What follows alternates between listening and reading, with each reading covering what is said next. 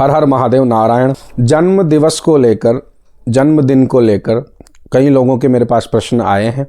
कहते हैं कि पंडित जी, जो वर्धापन प्रयोग है, वर्षगांठ का प्रयोग है, जन्मदिन का प्रयोग है या पूजा विधि है, वो शास्त्रोक्त कैसे होनी चाहिए। तो कई लोग प्रश्न करते हैं क्या पूजा विधि है। तो मैं विस्तार से तो नहीं, किंतु मुख्य मुख्य जो बिंदु हैं वो आज आपके सामने प्रस्तुत करता हूँ, ताकि जो केक प्रथा है और जो जहाँ केक वेक कट रहे हैं वो काटे या ना काटे वो कोई दिक्कत नहीं है, क्योंकि कहने से कोई मानता भी नहीं है और ना सुनता है।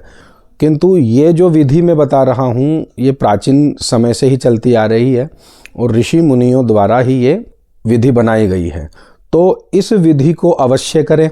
जब केक में, डीजे में या ड्रेसिंग बाजी में, मेकअप बाजी में हम पैसा खर्च कर देते हैं, तो थोड़ी सी ही सामग्री जुटाकर और ब्राह्मण से पूजन करवाकर यदि ये कर्म किया जाता है तो शास्त्रोक्त फल प्राप्त होता है, शास्त्रोचित फल प्राप्त होता है।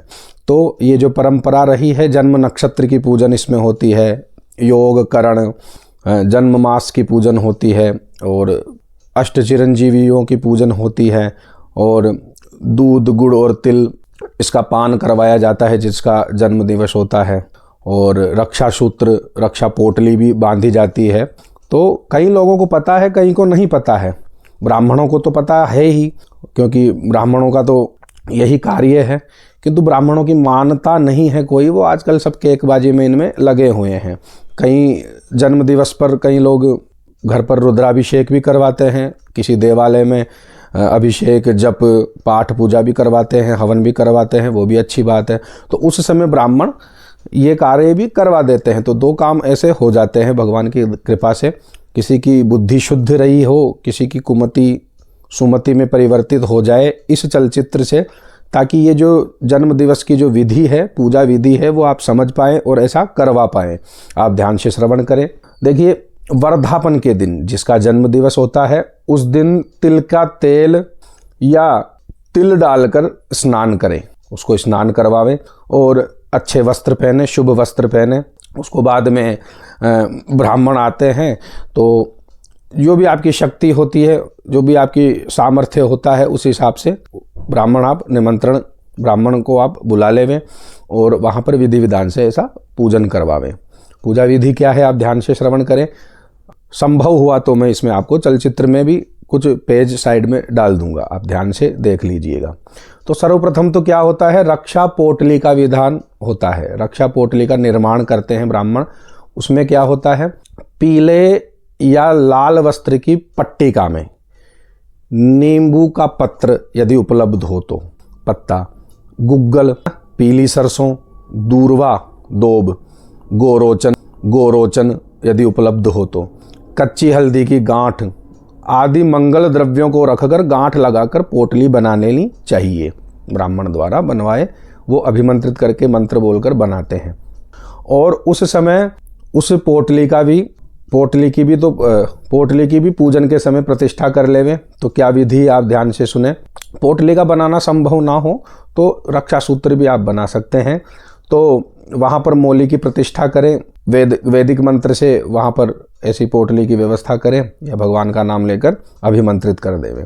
तो फिर उस पोटली को गणेश जी के पास में रख देवें और अंत में ब्राह्मण द्वारा दाहिने हाथ में बंधवाना चाहिए। उसके बाद में फिर ब्राह्मण जो पंडित जी आते हैं वो आपसे संकल्प करवा लेंगे। तो संकल्प पंडित जी करवाते हैं, उसमें क्या है कि जो जहाँ रहते हैं, जो निवास स्थान है, विष्णु इत्यादि बोलकर कौन सा संवत्सर, कौन सा अयन चल रहा है, कौन सी ऋतु, नक्षत्र इत्यादि पंचांग का उच्चारण करके उसमें फिर ऐसा करके संकल्प करें। संकल्प में यजमान का गोत्र नाम लेकर भी आप कर सकते हैं।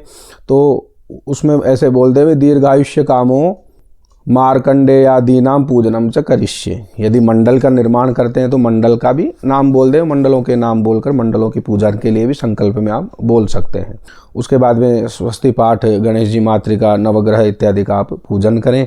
पूजन के बाद में देवताओं का स्थापन कर देवें और वहाँ पर मंडल हैं तो मंडलों की आप पूजन कर देवें। तो उसमें मंडलों में होते हैं, कुल देवता का पूजन होता है ना, स्वनक्षत्र का पूजन होता है, नक्षत्रों का पूजन होता है, इंद्र अग्नि यम जो 10 दिक्पाल होते हैं उनका पूजन होता है, स्वामी कार्तिकेय जी का पूजन होता है।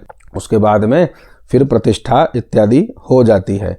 फिर नवग्रहों का इत्यादि का सभी का, गणेश मातृका का सबका पूजन कर देवें और मंडलों की भी प्रतिष्ठा आप कर सकते हैं वहाँ पर, ऐसा क्रम होता है।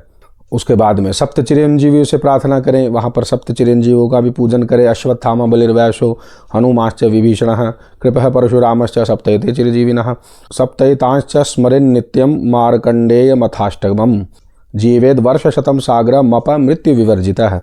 ऐसा ब्राह्मण लोग जानते हैं। यजमान से भी आप बुलवा सकते हैं इनके नाम, इसमें कोई दोष नहीं है। यदि शुद्ध रूप से उच्चारण कर सकता है यजमान या जिसका जन्मदिन है वो, तो आप इसका उच्चारण करवा सकते हैं। उसके बाद में हवन यदि संभव हो तो आप हवन भी कर देवें। उसके बाद में तिल गुड़ मिश्रित दुग्ध का पान करें। तिल गुड़ दुग्ध इन्हें मिला लेवें और इनका पान करवावें। जिसका जन्मदिन है उस दिन का ये है। केक वेक का बाद में सिस्टम रख सकते हैं, तो मेरे लिए तो मनाही है, मैं तो मनाही करता हूँ। किंतु जो नहीं मानते हैं अब क्या करें, तो आप उस हिसाब से तिल दुग्ध और गुड़ इनको मिला लेवे बराबर। उसको 5 बार थोड़ा या 3 बार थोड़ा थोड़ा अंजलि में देवे जिसका जन्म दिवस होता है। क्या बोलना है, मंत्र क्या है, मैं इसमें भी डाल दूंगा। सतिलम गुड सम्मिश्र मंजल्य धर्मितम पयः मार्कंडेयाद्वरम लब्ध्वा पिबाम्यायुर विवृद्धये। मुख हाथ धो लेवे। इसके बाद में इस मंत्र से 3 बार या 5 बार आप पान कर लेवे। जिसका जन्मदिन होता है ब्राह्मण लोग उन्हें पिला देवे। उसके बाद में आचमन करें। ब्राह्मणों माता पिता इन सभी को प्रणाम करें, आशीर्वाद प्राप्त करें। उसके बाद में पोटली का बंधन करवावें। जो रक्षा सूत्र हमने गणेश जी के पास में रखा था, जिसमें जो मंगल द्रव्य होते हैं, हल्दी, पीली सरसों, नींबू का पत्ता इत्यादि जो हमने रखे थे, वो वहाँ पर पोटली का निर्माण जो हुआ था, अभिमंत्रित हो गई है वो, तो उसको रक्षा सूत्र कहते हैं और पोटली कहते हैं, रक्षा पोटली। उसको दाहिने हाथ में जिसका वर्धापन हो उसको बांध देवे। तो मंत्र बोल के बांध देवे। येन बद्धो बली राजा दानवेंद्रो महाबलः तेन त्वाम प्रतिबध्नामि रक्षे माचल माचल। दक्षिणा दान का इत्यादि का संकल्प करे। गाय को चारा खिलावे, पक्षियों को अन्न, उसके बाद में ब्राह्मणों को दक्षिणा देवे, भोजन करवा कर दक्षिणा देवे। फिर विसर्जन कर देव देवताओं का। यदि मंडल लगाए हैं फिर भी बोल देवे वहाँ पर, यान्तु देवगणाः सर्वे पूजा मादाय मामिकीम इष्टा काम समृद्ध्यर्थम पुनरागमनाय च। इन मंत्रों का वहाँ पर कर लेवें। उसके बाद में प्रार्थना करें भगवान से कि जो कुछ बन पाया है, जैसी आप कि हमने सेवा की है, जैसी अर्चना की है, ब्राह्मणों को बुलाकर जो भी सेवा वाने हमने की है उसमें यदि कोई त्रुटि रही तो हमें क्षमा करें। और उसके बाद में विष्णवे नमः विष्णवे नमः विष्णवे नमः श्री विष्णवे नमः श्री विष्णवे नमः श्री विष्णवे नमः ऐसा उच्चारण कर लेवे। और इसके बीच में जो और पूजाएं होती हैं यदि संभव हो तो वो भी कर लेवे। जो मार्कंडेय जी की पुष्पांजलि कर लेवे बीच में। आयुष्य प्रद महाभाग सोमवंश समुद्भव महातपो मुनिश्रेष्ठ मार्कंडेय नमोस्तुते, ऐसी प्रार्थना कर लेवे। मार्कंडेय जी के जो और भी स्तोत्र हैं वो आप वहाँ पर जप कर सकते हैं, उच्चारण कर सकते हैं। षष्ठी देवी की भी प्रार्थना करें। फिर जन्म देवता का वहाँ पर स्मरण करें, स्थान देवता का, प्रत्यक्ष देवता का, वासुदेव का, क्षेत्रपाल का, पृथ्वी का, जल का, तेज का, वायु का, आकाश का, ब्रह्मा का, षष्ठी देवी का, गुरु का, देवताओं का, विप्र ब्राह्मण पितरों का, पंचभूतों का, नवग्रहों का, काल का, कलयुग का, संवत्सर का, मास का, कौन सा महीना है उसका, कौन सा पक्ष है उसका, जन्म तिथि का, जन्म नक्षत्र का, जन्म राशि का, ठीक है, शिव जी का, उमा का, तो बहुत पूजाएं हैं, अनुसूया का, ऋषियों का, मुनियों का, सबका आप वहाँ पर ध्यान करें। प्रजापति का, सूर्य का, गणेश जी इनका पूजन कर ही चुके हैं, व्यास जी का, जमदग्नि इत्यादि जो ऋषि मुनि हैं उनका पूजन करें। अष्ट चिरंजीवों का पूजन करें। इस प्रकार से ये जो विधि है वो आप समझें। संभव होगा तो मैं इसमें अवश्य डालूंगा, आप निश्चिंत रहें। तो चलचित्र थोड़ा लंबा हो गया है तो आप इसमें ही समझे। फिर भी कुछ ना समझ में आए तो आप मुझे संदेश कर सकते हैं और टिप्पणी भी कर सकते हैं, कमेंट्स में भी आप मुझसे पूछ सकते हैं। जो इन बातों को नहीं मानता है, जो नहीं समझता है, वो दूर ही रहे, वो मुझे फॉलो ना करें। जो नास्तिक लोग हैं, जो मनोरंजन के लिए यूट्यूब फेसबुक पर विचरण करते रहते हैं, वो दूर ही रहें और मेरे को फॉलो कभी भी ना करके रखें, क्योंकि मुझे इस प्रकार की संख्या बढ़ानी ही नहीं है, ऐसे फॉलोवर्स मुझे चाहिए ही नहीं। जो इच्छुक हैं, जो भक्त हैं, श्रद्धालु हैं, वो ही मुझसे जुड़े, अन्यथा ऐसे जो असामाजिक तत्व है वो मेरे से दूर ही रहें। और रामपाल या इनके जो अनुयायी हैं वो भी दूर रहे मेरे पोस्ट से, वो तो आए ही नहीं। तो इस प्रकार से आप इस जानकारी को शेयर भी करें ताकि कई लोगों को पता भी हो। ठीक है।